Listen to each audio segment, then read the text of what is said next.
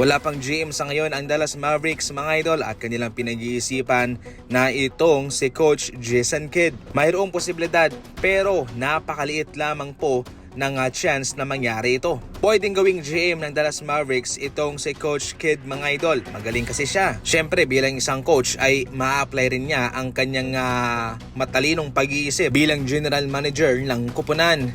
Pero napakasayang din naman na kukunan mo ng isang magaling na coach ang iyong kupunan katulad ni Jason Kidd.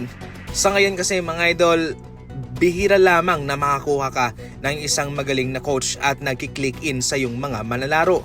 Yung ibang kupunan, yan ang kanilang problema. Maraming beses na nagpapalit-palit ng mga head coach kasi wala silang nakukuhang babagay.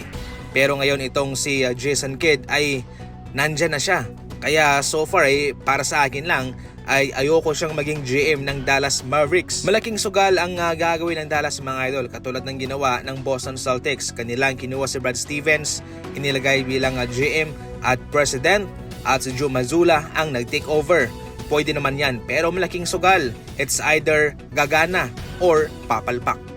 Patuloy na umaagaw sa ngayon ng atensyon itong Hornets, hindi lang kay Concacaf kundi kay LaMelo Ball. Itong kanyang ginagawa mga idol sa kanyang tira na ang lalayo. At heto nga mga idol easy layup na sana pero hindi niya pa ginawa at nagsettle siya sa isang tres at pumasok naman. Hindi na nga siya tumalon. Talagang mayroong future itong Hornets sa NBA.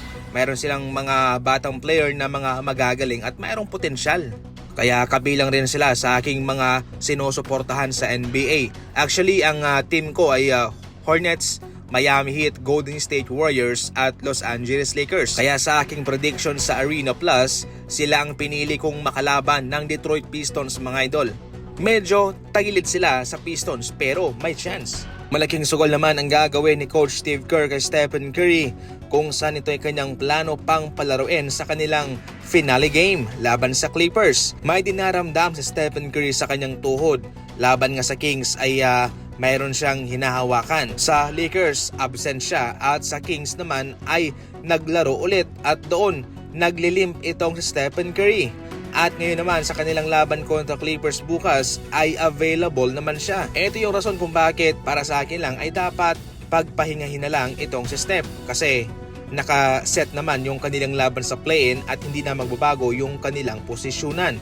Kaya why not pahingahin na lang itong si Stephen Curry dahil baka ma-injured pa siya sa kanilang laban kontra Clippers na siyang magpapalagay sa kanila sa delikadong posisyon kung sakaling ito'y mangyayari.